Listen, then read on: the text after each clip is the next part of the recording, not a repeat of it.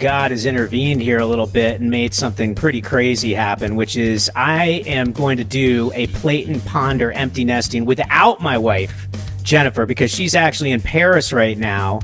So I figured, what would be better than to talk to some friends who have gone through empty nesting themselves? And why not go all the way back to the very beginning, my early days as a child, and one of my very first bestest friends, Billy McIlvaine from Florida, is going to be on here. So I'm pretty pumped up. You're listening to Plate and Ponder Empty Nesting with Jen and Chris Fenton, but today it is Billy McIlvaine and Chris Fenton taking it away.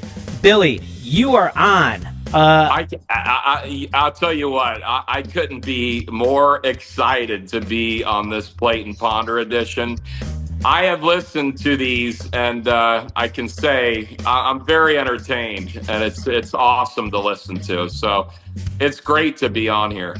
Dude, you look like $1 million, I gotta say, or I should say $1 billion, because actually inflation has occurred quite a bit since we used to hang down in the Palm Beach shores and down in the North Palm Beach area. Whereabouts are you right now? I'm actually in Jensen Beach, and it's great up here. I've been here for about 2 years, and I'm loving it. And a nice little place up here. We talk about empty nesting. It's quite scaled down from the old days, you know. So. Well, a lot of people know Jen and I. In fact, just so you know, you're going to be in 40 countries around the world right now. So, wow, that's tremendous. That's awesome. Billy Mack was arguably one of the most well-known persons in the Palm Beach County area. I would say his father, the great Dr. Mack, was probably the most popular person in the history of Florida, and that would include Donald Trump, I would say.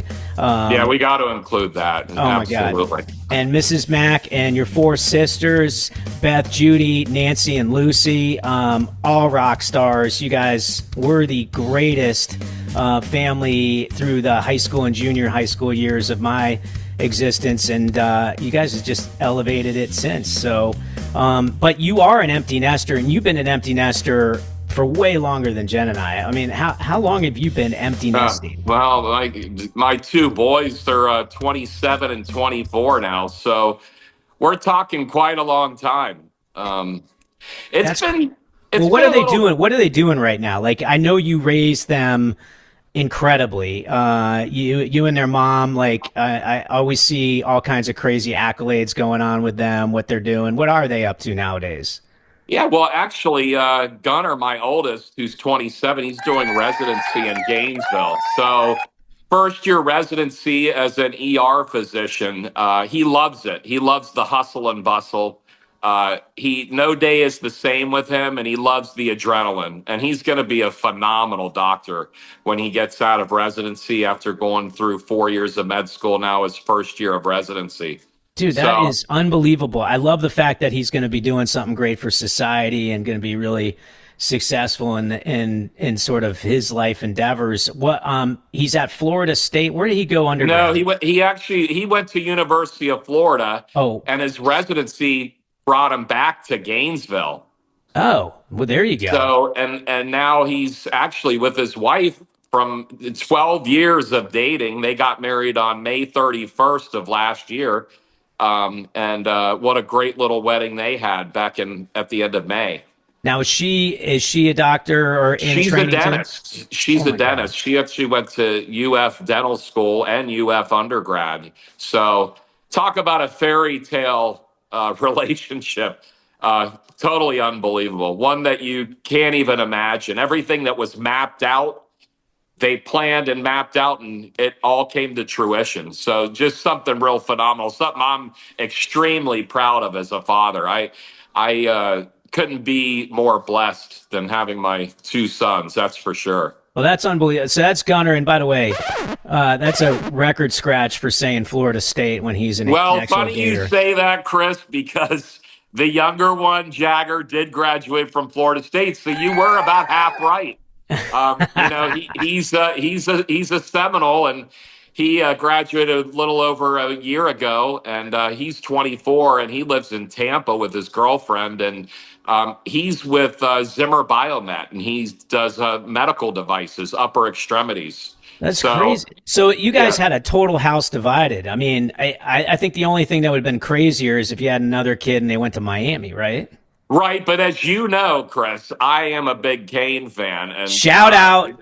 yeah, shout out to those Canes. Oh my I tell God. you, what an exciting year it's been in college football, pro football.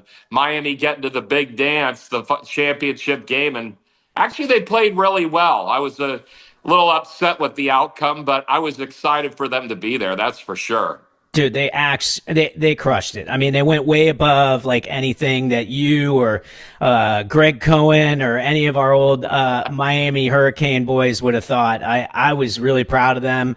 I actually thought they had a real shot to pull that thing off too. That would have been a hell of a victory with considering Indiana's coaching and the way they had that team working together.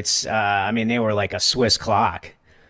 Yeah, I just they have a lot of good things brewing down in Coral Gables. I think Coach Cristobal is a phenomenal coach, and he's built that program off of a strong offensive line, which is that's a real important aspect to a football team. You got to have the offense, the defense, and the special teams, and I think they came in at the right time to really put everything together. Well, what do you think about the whole because on Plate and Ponder we like to talk a little bit about some interesting in the ether news and stuff that's going on. I mean, I think it's interesting Florida in general. I mean, with this surge in the Miami Hurricanes, the fact that the Gators are trying to get back to the top. Florida State obviously is going through some transition periods, but like, what do you think of the whole NIL thing and how all that's working?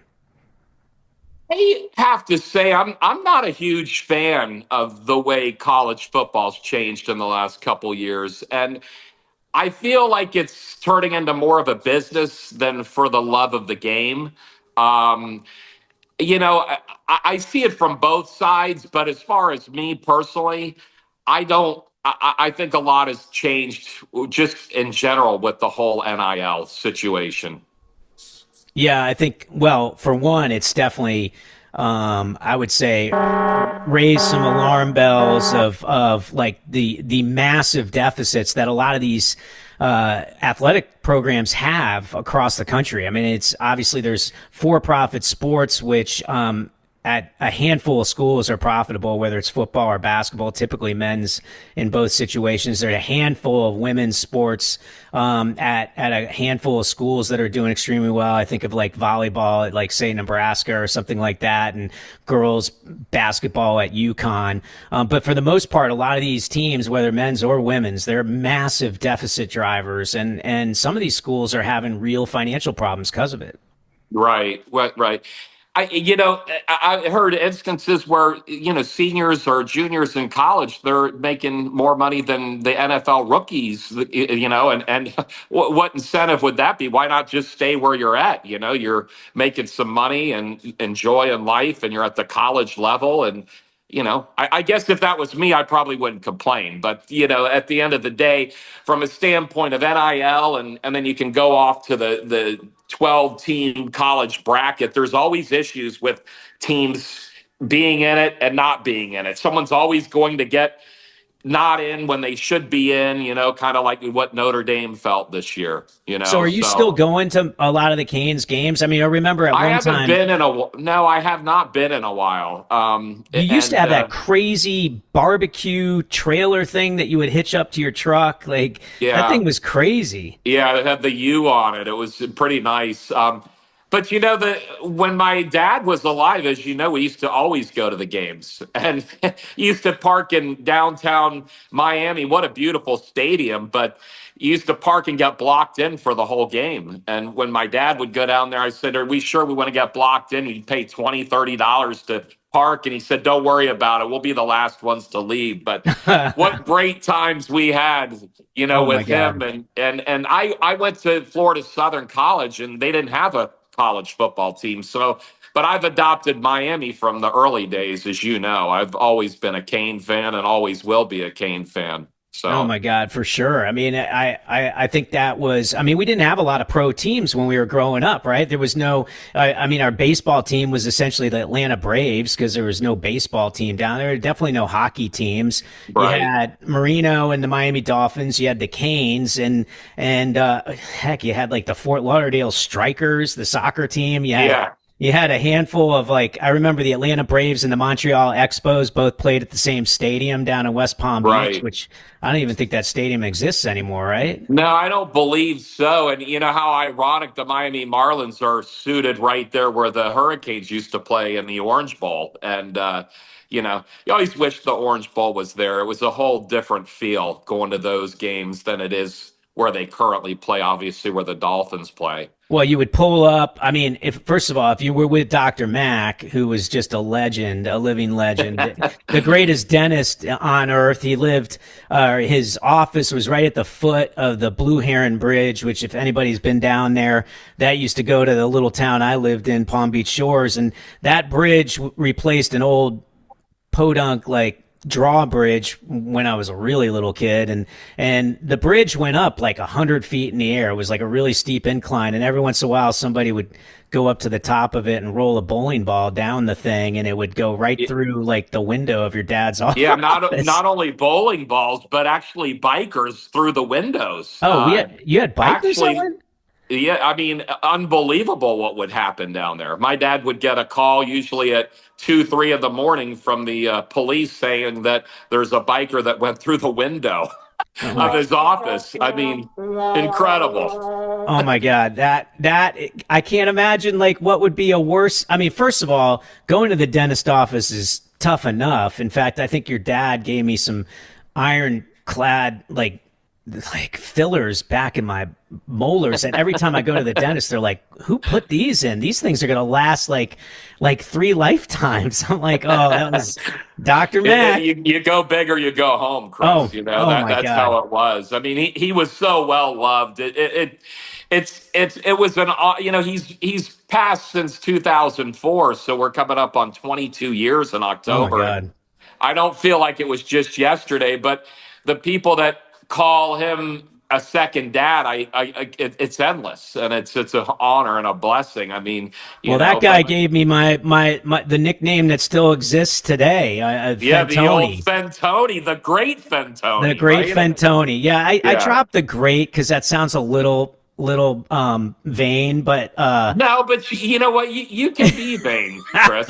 Listen, if anybody knows you, I know you, and I know what kind of person you are, and you can say the great Fentoni. And I what can tell you, everybody that knows you, which is probably millions of people now, they would say the same thing. I well, mean, that's very kind. But yeah. you were like you were the the bestie I had with the dad who was like just took you under his arms and a mom that I don't know how she handled everybody because yeah she had 5 kids and then she seemed like she was a mom for every other kid that was in the 100 mile radius. Like, it was Yeah, unbelievable. yeah. So Well, a lot of sleepovers at the house, and oh and my God. sometimes my mom didn't know anybody was there until the next morning. And oh, Chris is here, or the great Fentoni slept over. Yeah, it was just a late night, but everything was so much fun. And that's going to be 3 years since she's passed. In August, she passed August of 23. So it's tough. It's losing both parents, but I did have a 19-year gap between the two, so I was fortunate enough to have my mom quite later than when my dad passed, so it wasn't like back to back.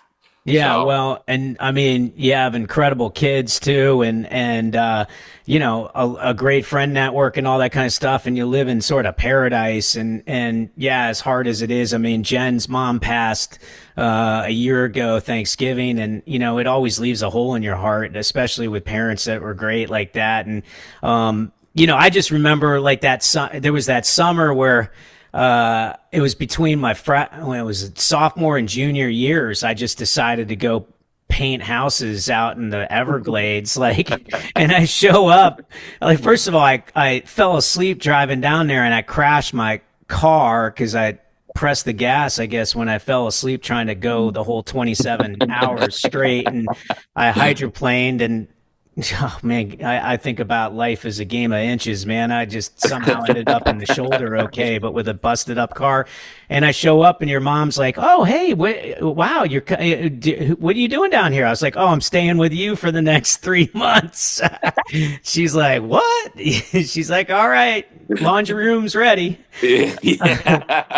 Oh my Yeah, God. the And then, laundry room, that was a whole nother room in itself. But I do want to give a shout out to you, Chris, though, because my mom, up until her passing, talked about the story of when you flew to my dad's service and flew from California to my dad's service, went up and back in one day. And my mom was so flattered and tickled pink with that. And it means a lot to me. And like I said, that's the friendships that you established, that we've established from, way back when, from Palm Beach Shores to Benjamin to the North Palm Beach Country Club. It's priceless what relationships you build at such an early age, and you really know your true friends. And the great Fentoni is every bit of great. And like I said, that story stuck with my mom and talked about it all the time, how honored she was for you to take time out to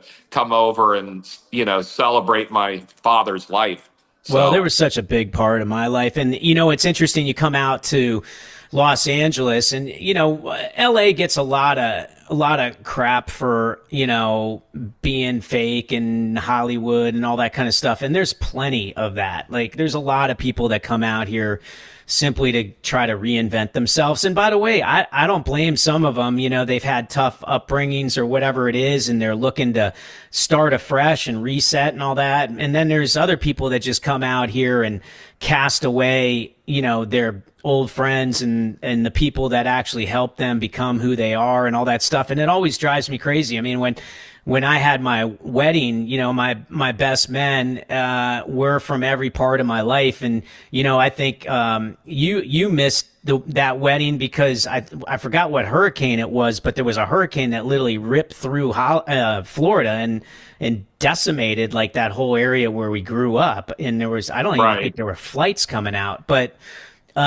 Yeah, it's just when I think of your parents and just the times I had at that house, and all of us did, it's pretty crazy. And I think that's one of the things that I felt like Jen and I, when we were deciding like on a hobby, and there's a gazillion podcasts and people talking about stuff, but like the transition of going from full house of kids to empty nesting is a big one. And then part of that also like brings you into that thought process of like, what now, what's the second act, and how do I, adapt to that? How do I think about the things that made me who I am, made us who we are? And, when Jen was like, "Oh yeah, I'm heading off to Europe for a week," with her dad and her sister, and they're having a blast. I was like, "Oh, you know what? I'm going to hijack the podcast and reconnect with some buddies and talk a little crap and also catch up and just reminisce about how important it is to keep these things alive and fresh."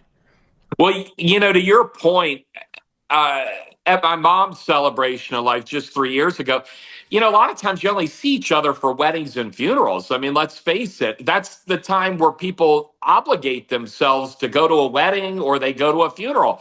So a group of friends, as you know, our Benjamin background, we're like, let's not wait that long, because we need to do it now. I mean, life is precious, and it's so important to get together and have a reunion and reminisce about the good old days. I mean, my high school days, besides having my two children, my high school days, I wouldn't change a thing for them. I mean, I was blessed to go to that school, and every aspect about it. I met so many great people, and the school wasn't even that big. But you see each other every 20 years, and it's like you never skipped a beat. It's the true, genuine friendship. Well, I think we also we experienced, and I think this is interesting to people because there's a certain connotation that people have about Florida, right? Like there's just it's transplants, it's tax free or whatever. It's now red versus blue, and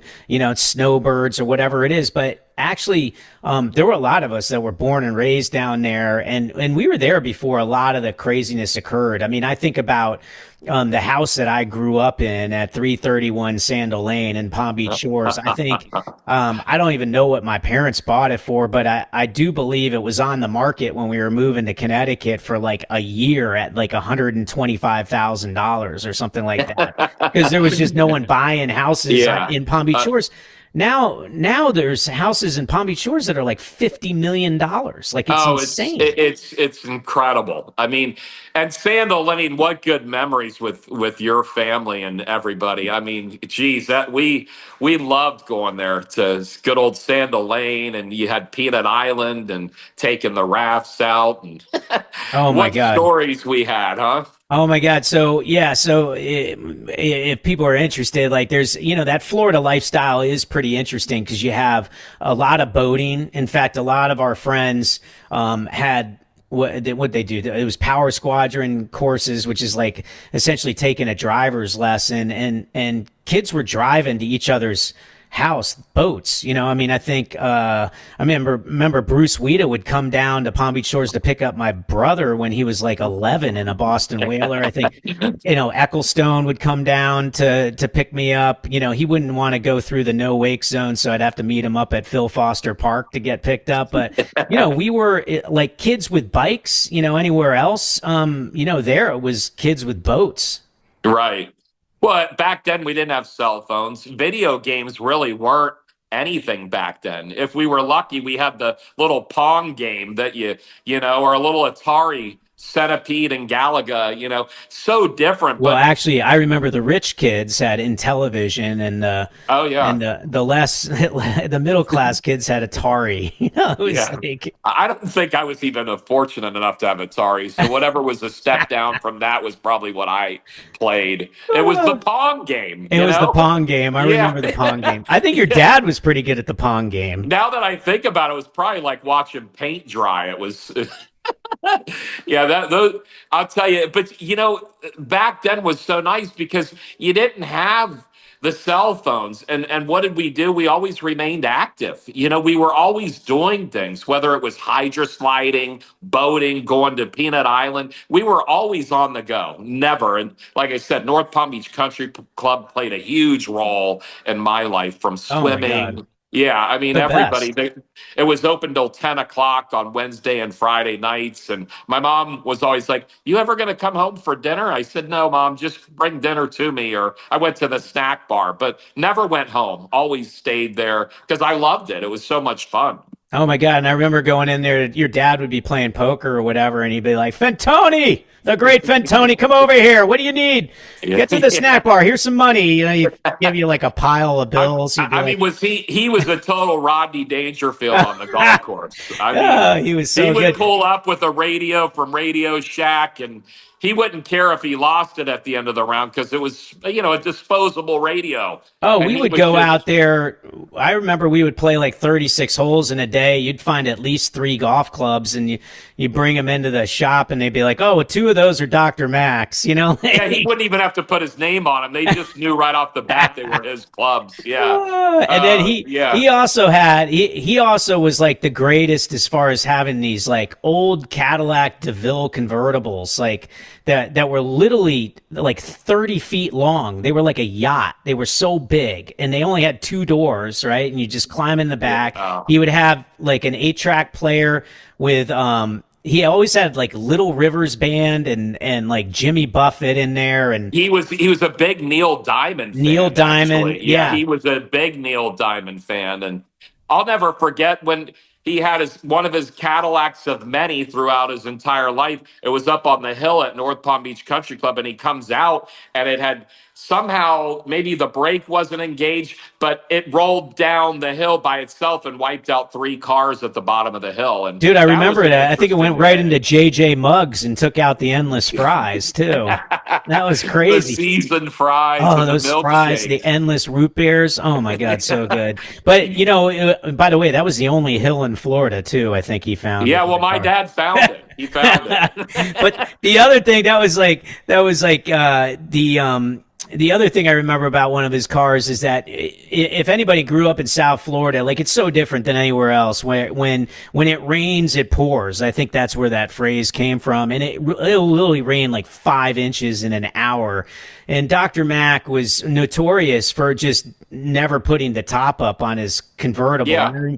There was one time, we ran inside because it was like a thunderstorm and we were all out at the pool and whatever. And he's in there playing poker and, we're waiting for the storm to end. And, it looked like the lightning was never going to give up. So finally we talked him into going. And as he gets up, he's like, oh my God, I forgot to put the top up, and we get out to the car and it literally, the water was up to the side of the doors. Like we opened the thing and just water poured. And that was probably a brand new car, mind you, too, and Oh, it was so he good. would always, one of his biggest things was if his car was damaged in any way, he would always say it's just a piece of metal. He was real big into making sure that nobody was hurt, whether it was a fender bender or a full-fledged accident. He would always say it's just a piece of metal, boy. That's what he always told me. And, he had a lot of things, when he said things, there were a lot of things that I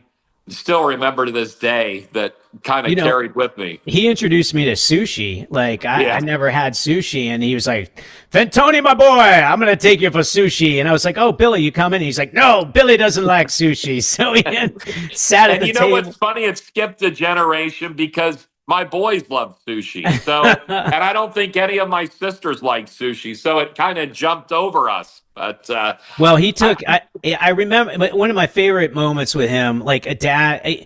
First of all, he had so many things going on, right? All the kids and like all the stuff. He was always announcing at the swim meets and had nicknames for everyone. And I would think probably Donald Trump was at some of those swim meets and picked up this idea of like giving a nickname to everybody, right? But yeah. when that summer I was down there, I got these odd jobs from that construction job that John Ecclestone's dad got me out at Ibis Country Club. I remember I was like, God, they're going to charge $600,000 for these mansions out here. Who's going to live out here? And of course now they're probably 10 million bucks, but they were dragging gators out of the ponds and everything. But one of the construction foremen was like, "Yeah, I got a job for you. Can you go? Do you have your own pressure washer?" And I was like, "Oh yeah, I definitely do." Like not having one. He's like, "Yeah, well here's the address. Go there and you can make. They'll pay you like $1,000 or whatever." I was like, "Whoa, this is great." And I go to the pressure wash place to rent a pressure washer because I didn't have one. And by the way, they're huge. And I had this little teeny car, and I try to rent it, and the guy's like, "Well, you got to put a credit card down." I was like, "Oh, here you go," and I give the credit card, but I only had like a $250 limit on my credit card. Like so the guy's like, "Dude, that won't go through," and I was like, "Oh man!" And I remember calling your dad at the dentist office, going, "Dr. Mack, I got a little bit of a problem. This is a big job for me, and I need you, Fantoni, my boy. If it's about a job and you making some money, I'll be there. Where do I need to go?" And he shows up in his Cadillac, and he puts his card down, so I have a deposit on this thing, and I go out to put it in my car. He's like, "Fantoni, I don't think that's going to get in your car." And I go, "I don't think so either." He's like, "Let's just put it in the convertible." So and then we drive up to this building, and dude, it was like a 5-story building. I didn't have ladders or anything. He's like, he goes, "Good luck with that." I was like, "Oh geez." So anyway, he came through for me on that. I'll never forget that. It was really fun. Oh my God, what the heck were we doing back then? The Crazy stories, time. you go on and on. They're just they're endless. They really are. And it's like when I told my boys after my mom had passed in August of 23, and we had the celebration of life at the North Palm Beach Country Club. Well, they've redone it since we were there, and I don't think they could believe the attendance at her celebration of life. It was just off the chain. I mean, parking across the street at Bears Furniture. There was more cars there than I've ever seen ever at that country club. I And would have been shocked if it wasn't anything like right. I that. mean, and she was known as the lemonade lady because my dad would announce the swim meets and she'd do the refreshments, and they were a great team back then, and everybody knew who they were and what they were about and what they represented. And it was just a cool time, and Well, the nobody crazy really part is too. understands unless you're in it. And but my boys and I was flattered because my oldest son, when she passed, he said, "Dad, do you think I can speak at her celebration of life?" I said, "Absolutely, you can speak." Well, he spoke a couple before me because there were about 4 or 5 people that spoke, and after his, I didn't even want to show up. I said, "Boy." Wow. Yeah, I mean, it was impressive, and it flattered me that he had asked me. And I said, "You don't even need to ask, but it's nice that you did." But did a great job, and but yeah, that was impressive. And actually, that was the last time I've been up there. So Dude, it's crazy. And then I also think about just I mean, you were, I don't know if do you have any, like records at Benjamin School or at, North Palm Country Club anymore, swimming wise? I feel like you no, had them but there you for know like, what's funny is they used to run when it was the North Palm Beach private school. Remember, yeah. they had the grade school swim meet. Yeah. Those ribbons. It, I it still it have a does couple. not exist anymore and hasn't for quite some time. But I had some relay records back then, and those were real old. I'm talking from the late '70s, and No, I but was they were kind of great. happy they didn't have the meet anymore because I could say no one's going Yeah. to break it. No, but they were crazy records because I remember the records even in junior high for swimming when I moved to Connecticut. Like you would say, oh yeah, these guys they swam X and I think it was like 200 freestyle or like I mean they were a shorter course right back then. It was like 200 freestyle relay, 200 medley relay. I think you were a butterfly guy, so Yeah, you I had like was big you had into butterfly butterfly. times that guys were doing in freestyle, right? Like you were ripping it. I So. loved it. I don't know, not a lot of people like that particular stroke and swing, but I always loved it for some reason. I just adopted it, and that was my favorite.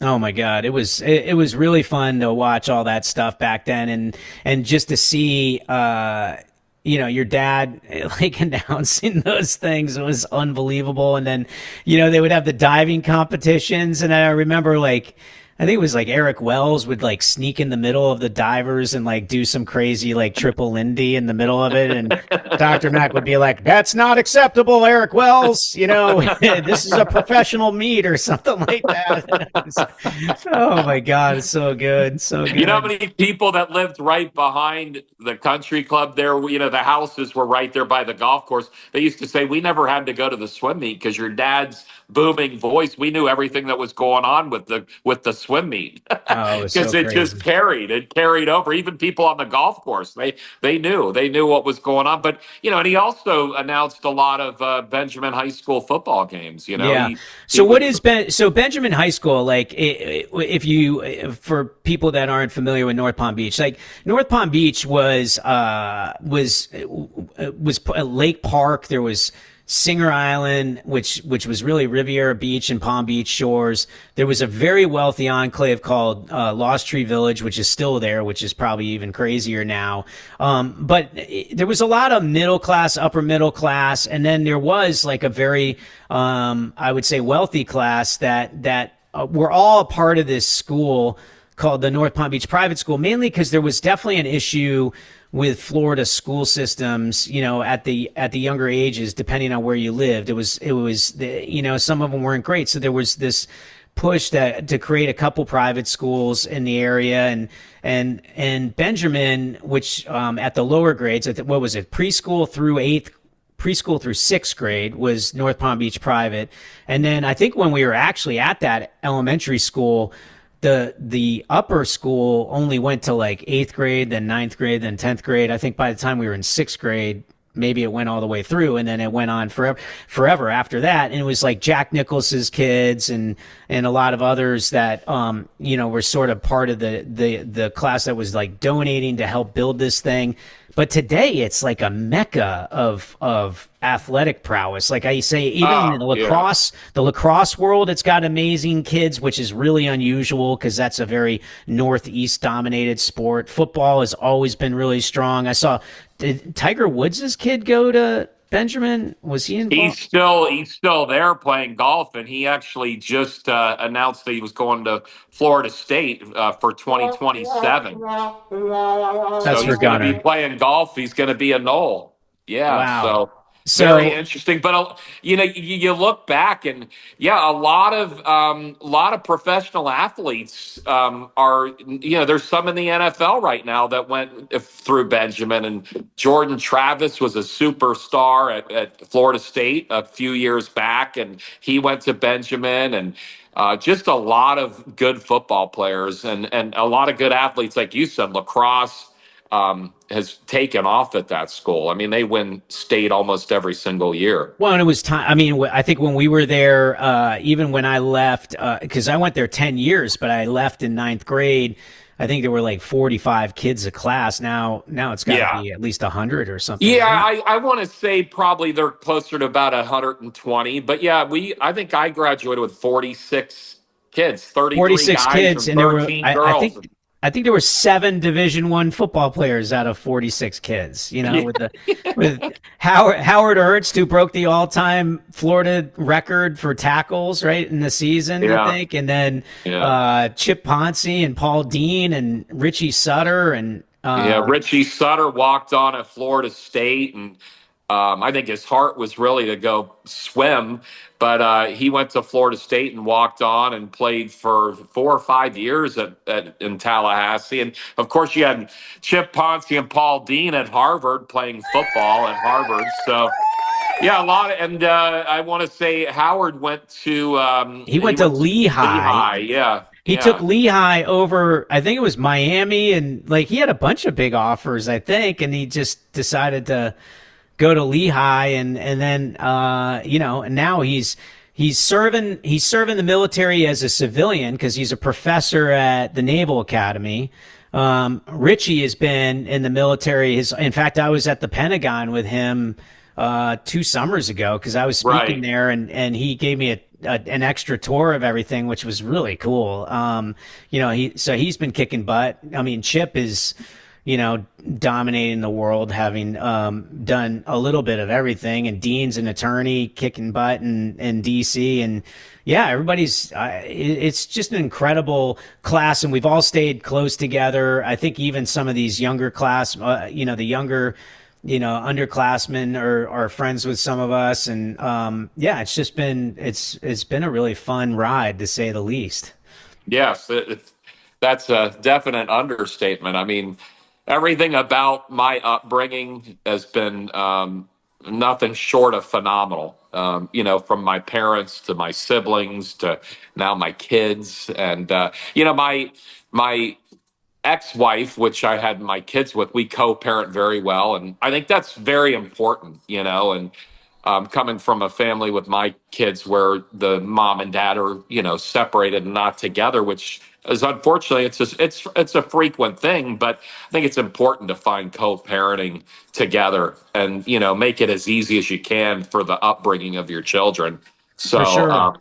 you Well, know what like so in wrapping it up, and then we're gonna catch up a little longer after we stop recording. But as far as advice for people like me and Jen and others that are going through the empty nesting, like any interesting sort of, did you pick up any interesting hobbies, or like what did you over helicopter your kids and like show up at everything, which we don't want to do, but we yeah. secretly do, I will all that tell you stuff. this.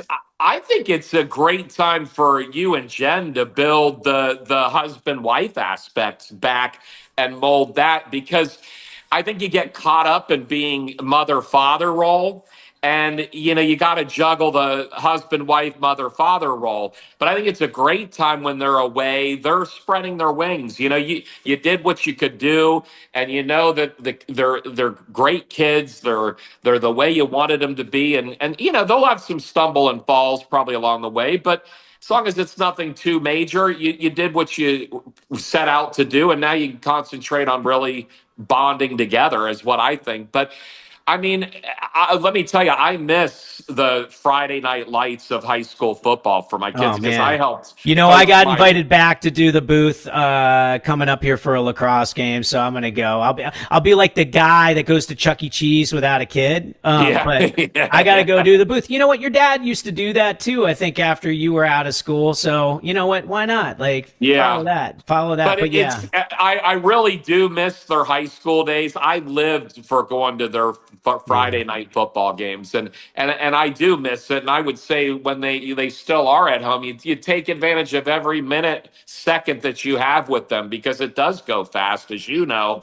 But I think building on the husband wife is probably the most key thing when you're an empty nester, because you have time to really be like, this is kind of nice. Now we got time together without the kids, and that's really what it's all about. And then soon your kids will have kids, and they'll get married and have kids, and then you're on a whole different stage of life. And that's what it's all about at the end of the day. Dude, I love it. I think that's the ultimate way to finish this thing up. And then you got to stay on after we stop recording, because I got to catch up a little bit more. But dude, the great Billy McIlvaine in the house. I mean, how cool. Follow up with the great Fantoni, because we're gonna put the greatness back in the Fantoni name. I love it. Well, thank you, everybody, for listening to Plate and Ponder, Empty Nesting with Jen and Chris Fenton and Billy McIlvaine. Shout out to all those Benjamin buddies that we talked about. Hopefully, people found it interesting, because that was a wild upbringing. We had a lot of fun. And please follow us, download, listen, review. We are in 40 countries around the world. Till next time, thank you so much for listening.